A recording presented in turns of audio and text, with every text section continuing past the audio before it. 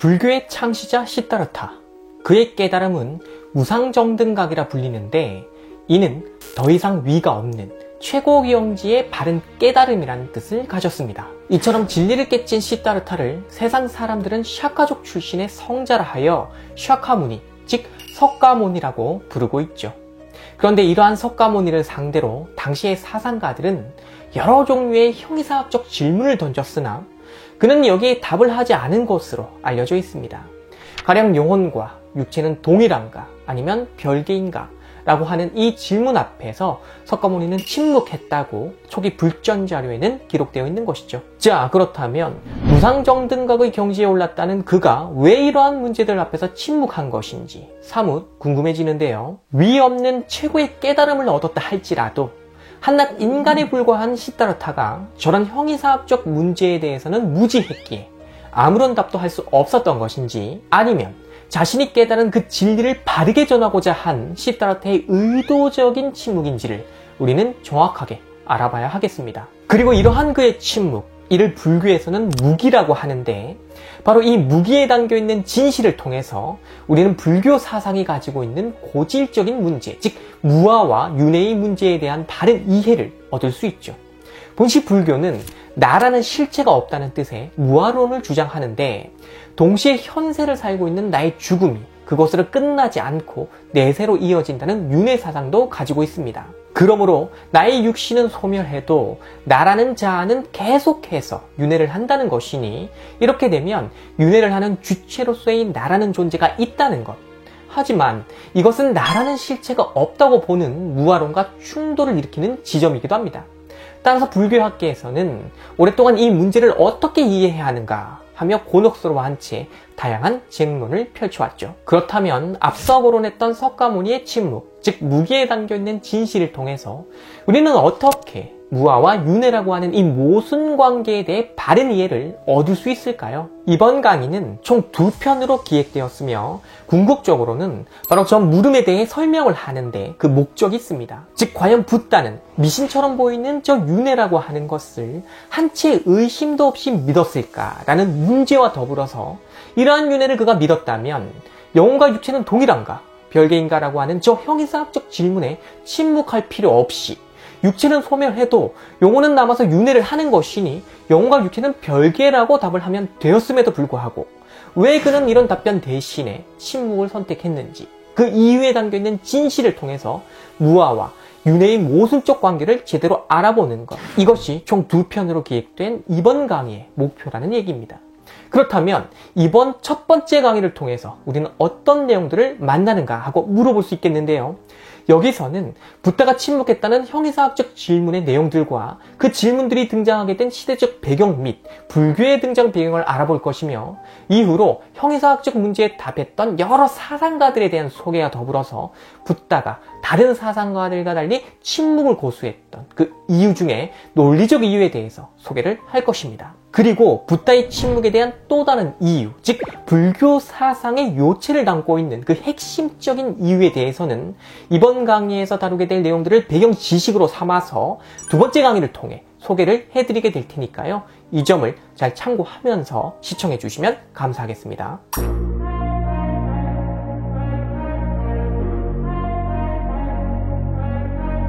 본격적인 강의에 앞서서 오늘 우리 강의는 불교 경전 중 초기 자료에 속하는 니까야와 아함경에 기초할 것이다 라는 말씀부터 먼저 드립니다. 왜냐하면 바로 이 자료 안에 있는 내용이 역사에서 실존했던 인간 시다르타의 사상을 비교적 생생하게 그리고 있는 것이므로 이러한 자료에 기초해서 붓다의 침묵에 대한 문제를 먼저 알아야 후대에 성립한 대승경전에서 다루는 이 침묵에 대한 문제가 어떻게 변천했는가 하는 것도 파악할 수 있기 때문입니다. 그러니 이 점을 참고해 주시기 바랄게요. 자, 그렇다면 오늘 강의의 주제인 무기에 다시 주목하도록 하죠. 앞서 말씀드렸듯이 본시 이것은 붓다가 다른 사상가들로부터 받은 형이사학적 질문들에 대하여 기답하지 않은 것을 뜻한다고 했는데, 그렇다면 초기 자료의 여기저기에 산재해 있는 붓다, 즉 석가모니가 받았다고 하는 그 형이사학적 질문의 내용이란 과연 무엇인가 하는 이것부터 좀 알아봐야 하겠죠. 본시 이것은 일반적으로는 신문, 그러니까 10가지 질문으로 정리되는 것이며 경우에 따라서는 14문 또는 형식적 확장에 따라 18문까지 나오기도 하는데 초기 불전 자료인 파리어 3장에 속하는 니까야에는 14문의 형식을 넘기는 경우를 찾아보긴 쉽지 않습니다. 따라서 이 강의에서는 제가 여러분이 쉽게 접할 수 있도록 이 14문의 기준을 두면서도 더 요약해서 10문의 형식으로 간결하게 소개를 해드릴게요. 먼저 시간에 대한 문제로 세계는 영원한가, 세계는 영원하지 않은가 라는 두 질문이 있고, 공간에 대한 문제로 세계는 무한한가, 세계는 유한한가 라는 두 물음이 있으며, 영육 이원론과 관련하여 영혼은 육체와 동일한가, 영혼은 육체와 동일하지 않은가 라는 두 물음이 있고, 사후 존속 문제와 관련하여 깨달은 자는 죽은 후에도 있는가, 깨달은 자는 죽은 후에는 없는가, 깨달은 자는 죽은 후에 있기도 하고 없기도 하는가, 깨달은 자는 죽은 후에 있는 것도 아니고 없는 것도 아닌가 라는 4가지 물음이 있으니 이 모두를 합쳐서 신문이라고 합니다. 자, 그렇다면 지금의 이러한 질문들이 왜 형이사학적인가 라는 점부터 알아봐야 하는데, 영혼의 문제, 무한의 문제, 영육의 문제, 사후 존속의 문제 등등은 모두 그 성질이 인간의 경험 세계에서는 인식할 수 없는 것, 쉽게 말해서 인간의 경험적 한계를 벗어나 있는 것이기 때문에 형이사학적이다 라고 볼 수 있다는 거죠. 그리고 이러한 형이사학적 질문들에 대해 붓다, 즉 석가모니는 침묵했다는 겁니다. 그렇다면 붓다는 왜 이러한 질문들에 침묵했는가를 알아봐야 하는데, 그 이전에 저런 질문들이 저 당시 도대체 왜 등장했는가 하는 시대 배경에 대한 내용부터 먼저 알아보도록 하겠습니다. 그래야 무기라는 이 테마에 대한 여러분의 이해가 깊어질 수 있으며, 또 이와 더불어서 불교가 인도 사상사에서 등장한 그 의미도 제대로 파악을 할 수 있게 되는 것이니까요.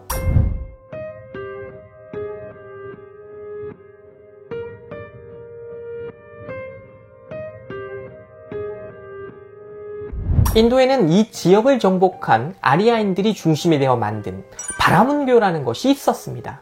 본시 이것은 카스트라는 신분 제도가 확립되면서 그렇게 등장한 최상위 계층의 브라만 계급에 속하는 사람들이 성립시킨 그런 종교인데, 이 바라문교가 세월이 흐르면서 점차 과도하게 제사의식에 치중하는 그런 형식주의로 빠져서 비판을 받기 시작했죠. 따라서 이러한 비판에 대한 자기 반성적 차원에서 우파니샤드의 버마 1여라는 형이사학이 본격적으로 등장한 후 인도의 주류 사상을 이루게 되었으니, 고타마 시타라타가 태어나 활약했던 당시의 인도에는 바로 저 사상이 유행하고 있었다라고 보면 됩니다. 자, 그렇다면 우파니샤드는 무엇이고 버마이려란 무엇인가 하는 궁금증이 생기는데, 혹시 우파니샤드는 바라문교의 성스러운 경전 중 끝부분에 해당하는 것을 말하며, 버마이려란 이 우파니샤드에서 추구하는 핵심 사상을 뜻하죠. 우선 범이라는 저 말은 우주의 근본 원리로서의 창조주를 뜻하는 브라흐만을 한자로 옮긴 것이고, 아는 현실 속에서 태어나 늙고 죽는 불완전한 존재로서의 나 말고 영원한 참 존재로서의 나를 뜻하는 아트만을 아자로 옮긴 것입니다. 그러니까 본시 나란 존재는 아트만인데, 이러한 아트만은 우주의 근본 원리이자 본체인 브라흐만에 속하는 것, 즉 하나라는 겁니다. 비유컨대 황금을 가지고 여러 제품들을 만들면 이 제품들이 각 개별자로 존재하기에 서로 무관한 것처럼 볼 수 있으나, 근본적으로는 황금이라는 본체를 분류했다는 점에서 그 본질은 하나라고 보는 것과 같은 이치인 거죠. 그런데 현실 속 인간은 망상에 빠져서 사적인 욕망, 가령 저 여자는 나의 여자다, 이 물건은 나의 소유다 등과 같은 욕망에 휩싸이기 때문에 바로 저 브라만을 망각한 채 지금의 나만 인식하며, 이러한 상태에 있는 나를 진짜 나로 잘못 알게 된다는 것. 그래서 이런 상태에 있는 인간은 생사를 윤회하는 고통을 겪게 되니, 이런 이유로 인간은 지극한 수행과 윤리적 실천을 통해서 본래의 나인 아트만을 인식하면서 저 브라만과 합의를 이룬 채 그 윤회로부터 벗어나는 해탈을 추구해야 한다고 주장하는 것이 바로 우파니샤드의 버마 1여 사상인 것입니다. 그리고 이러한 사상이 붓다가 등장하기 전부터 인도에서는 크게 유행을 하고 있었다. 하는 얘기죠. 그런데 초기 불전 자료에 브라흐만이라는 개념이 등장하지 않으며 관련 문헌에 대한 언급도 발견되지 않는다는 이유로 우파니샤드와 불교가 서로 영향을 주고받지 않았으며 무관한 것이라고 주장하는 견해도 있습니다. 그러나 초기 불전인 디가 니카야에는 브라흐만과의 합의를 추구했던 바라문 집단에 대한 용어, 즉 아라리아가 등장하고 있다는 점에 주목해 볼 때 저런 주장은 무리가 있다고 봐야 하는 것이죠. 또 버마 1여 사상 자체가 불교 이후에 성립했다고 보는 견해도 있는데 그 논리적 틀이 정식화된 것은 불교 이후일 수 있어도 초기 우파니샤드에 속하는 문헌들에서 버마 1여의 의미를 담고 있는 내용들이 이렇게 보여지고 있거든요. 그러니 이런 점을 잘 참고해야 한다라는 말씀 드리겠으며 우리는 다시 본론으로 돌아가겠습니다. 즉 과도한 형식주의를 추구하다 비판을 받은 브라만교 사상가들이 이에 대한 반성으로 브라만이라고 하는 신적 원리를 인간의 내면에 있다고 주장을 하는 그런 내면의 철학을 펼치기 시작했다는 것, 이것이 버마 1여 사상으로 유행을 했다 하는 이 내용이 지금까지 설명한 내용의 요지인 것입니다.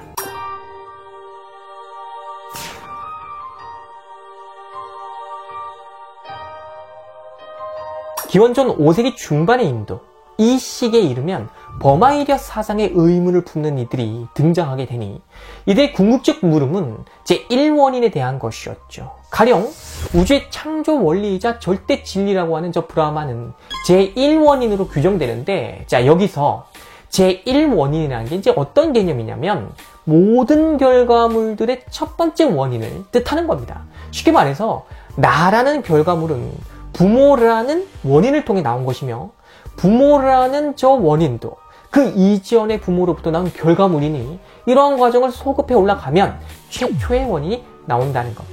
이때 그 최초의 원인을 신 또는 브라만 이런 식으로 설정을 해 놓으면 여기서부터 모든 것, 즉 삼라만상이 시작된다고 볼 수 있는 것이죠.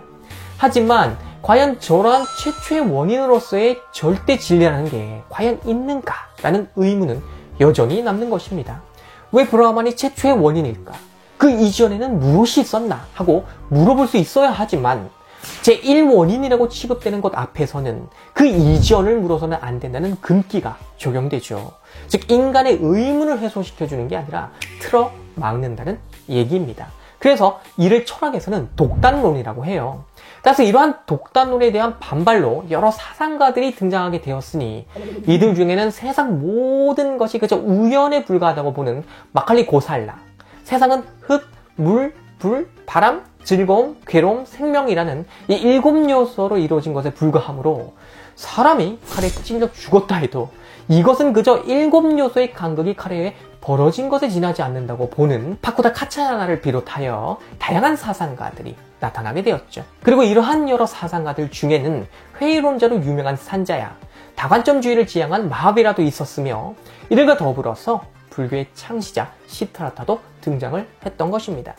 이것이 인도 사상사에서 불교가 등장할 당시의 시대적 배경인 것이죠. 그리고 이러한 시기에 활동한 사상가들은 앞서도 말씀드린 것처럼 제1원인으로서의 브라흐만의 의문을 가졌기 때문에 영혼과 육체는 같은가, 다른가, 또는 세계는 영원한가, 영원하지 않은가와 같은 질문들을 던지면서 그 나름의 답변을 찾았던 것입니다. 왜냐하면 독단론으로서의 버마 1여를 진리로 그대로 이제 맹신하고 수용을 하게 되면 영원불멸의 진리인 브라만과 영원불멸로서의 아트만이 합의를 하는 것이기에 세계의 영원 문제에 있어서는 이제 영원하다를 답으로 얻는 것이고, 영혼과 육체가 이제 같냐 다르냐에 대해서도 육체는 소멸해도 나의 영혼은 불멸하기에 다르다를 그 답으로 얻게 되는데, 이러한 답에 저 사상가들이 만족을 못했기 때문에 계속해서 형이상적 질문을 던졌다, 이렇게 보면 된다는 겁니다. 그렇기 때문에 시타르타를 비롯한 여러 사상가들은 이 문제에 대해 깊게 고민하면서 그 나름의 사유를 펼쳤던 것인데, 우리는 이들 중에서 시타르타, 즉 석가모니의 견해에 따라 저 문제들에 대해 입장을 정리한 것, 이것을 따르는 것을 불교라고 부르는 것이니, 이러한 배경 속에서 형이상적 질문들이 나오게 된 이유와 불교의 등장이 가지는 이유를 파악해 볼 수 있다는 것입니다.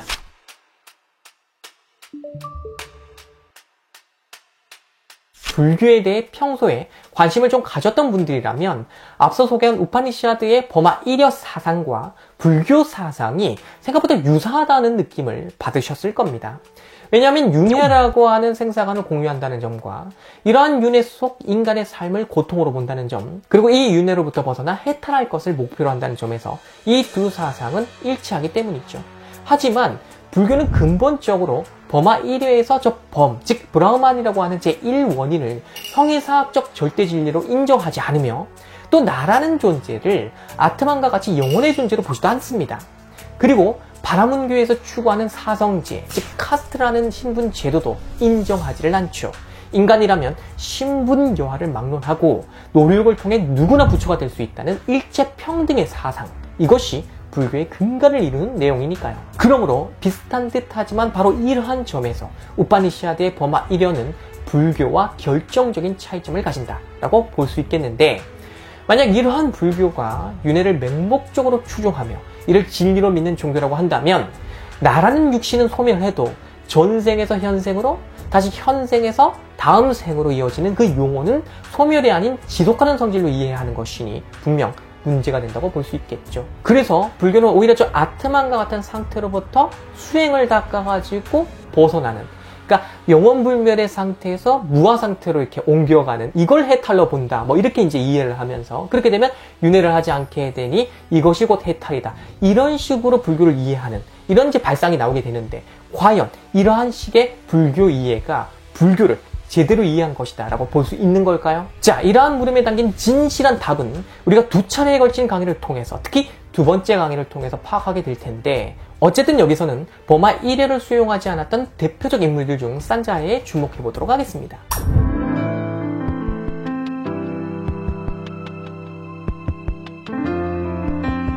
곤시그는 초기 불전인 사만냐 빨라수다에 등장하는 인물로 불가지론 또는 회의론을 견지한 그런 인물로 알려져 있죠. 그러니까 그는 저 세상에 있습니까? 라는 이 질문에 있다고도 하지 않으며 없다고도 하지 않으며 다르다라고도 하지 않으며 아니라고도 하지 않으며 아니지 않다고도 하지 않습니다 라고 답을 한 것으로 유명한데, 쉽게 말해서 그가 답한 저 내용의 논리적 형식을 이제 보게 되면 긍정 판단, 부정 판단, 그리고 이 두 판단을 연결하는 판단, 이러한 판단들을 부정하는 판단 등으로 이루어져 있음을 알게 되는 거거든요.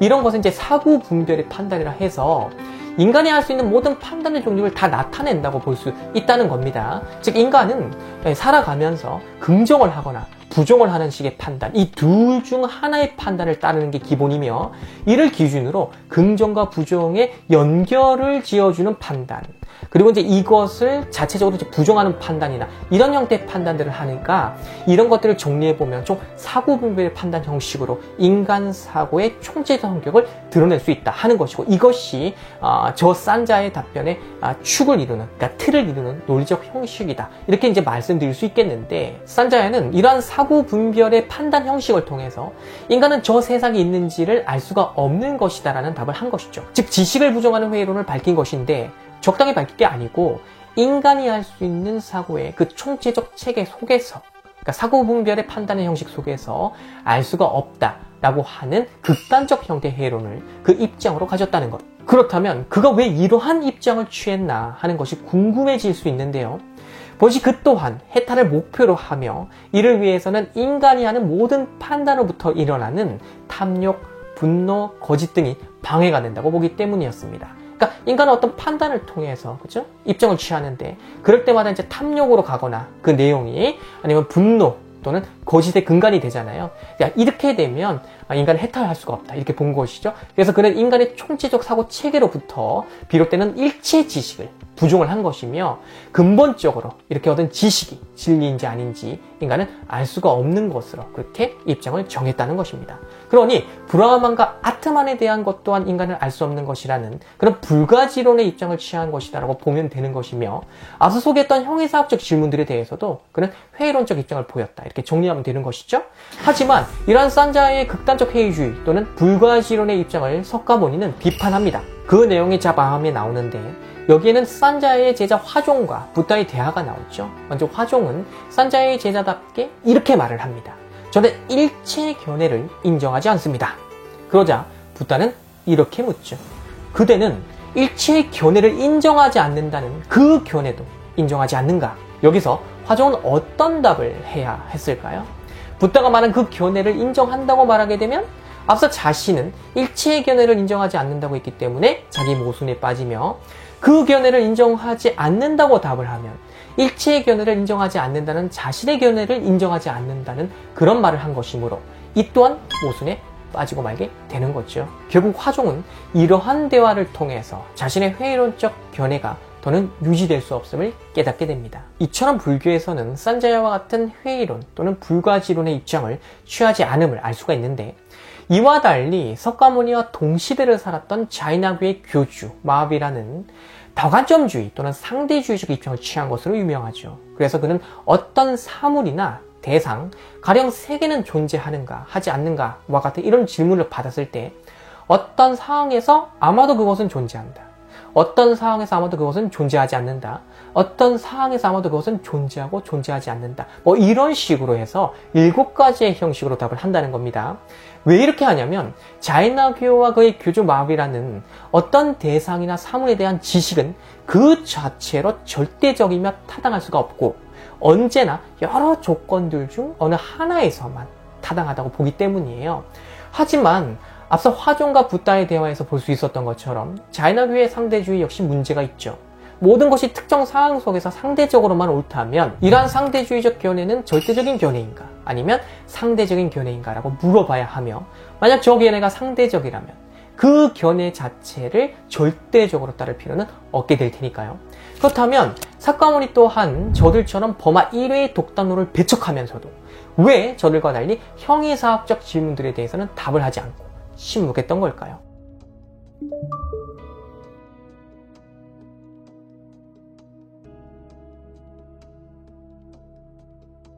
그 이유는 바로 저런 질문들을 제기하는 것 자체가 잘못이라고 보았기 때문입니다. 그러니까 석가모니가 보기에 저런 질문들은 양자택일의 형식을 가졌다는 거죠.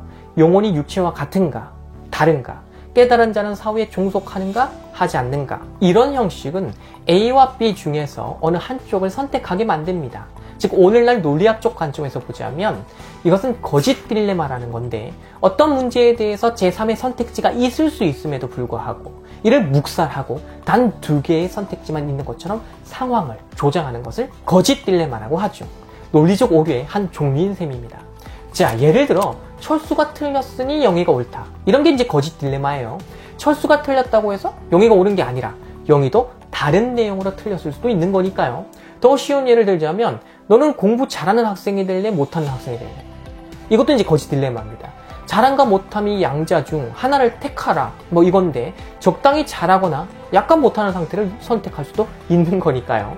그럼에도 불구하고 많은 사람들은 저런 질문을 진지하게 또는 강하게 받았을 때 심리적으로 위축되면서 곧바로 저 질문의 논리적 형식 안에서 어떤 답을 할까 하고 고심하게 된다는 거죠.